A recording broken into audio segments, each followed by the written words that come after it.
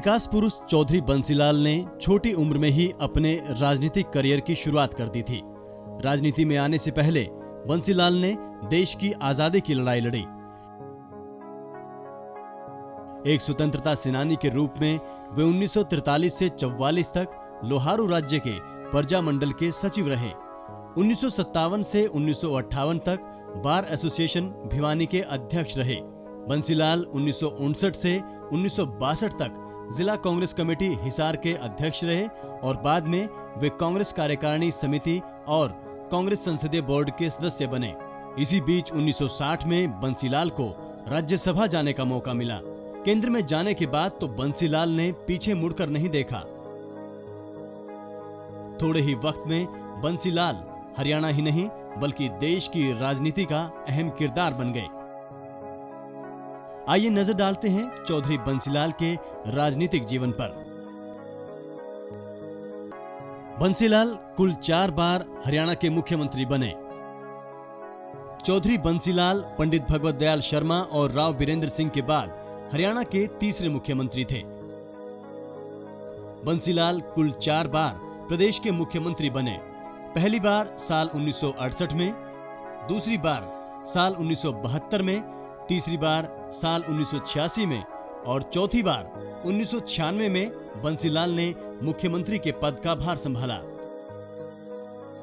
बंसीलाल 3 बार लोकसभा के सांसद भी रहे।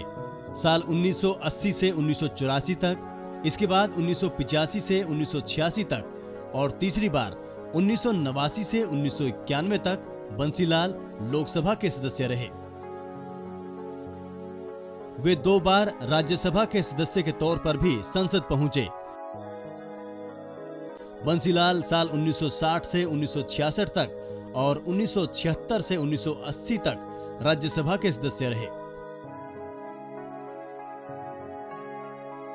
प्रदेश की विधानसभा में चौधरी बंसीलाल कुल 7 बार पहुंचे। पहली बार 1967 में बंसीलाल विधायक बने। इसके बाद 1968, 1972, 1986, 1991, 1996 और साल 2000 में बंसीलाल विधायक बने। चौधरी बंसीलाल ने केंद्र की राजनीति में भी अहम भूमिका निभाई। वे 1 दिसंबर 1975 से 20 दिसंबर 1975 तक बिना किसी विभाग के केंद्र में मंत्री रहे और उसके बाद 21 दिसंबर 1975 से 24 मार्च 1977 तक रक्षा मंत्रालय का कामकाज संभाला। बंसीलाल 31 दिसंबर 1984 को रेल मंत्री बने और ट्रांसपोर्ट मंत्रालय को भी उन्होंने अपनी सेवाएं दी।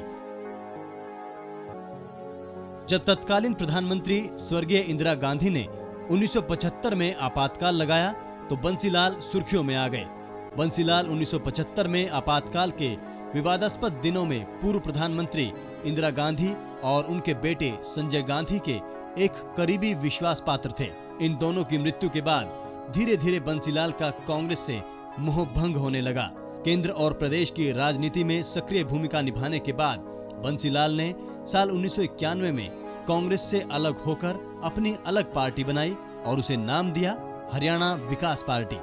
बाद में साल 1996 में अपनी पार्टी से ही विधायक बनकर उन्होंने चौथी बार प्रदेश की कमान संभाली।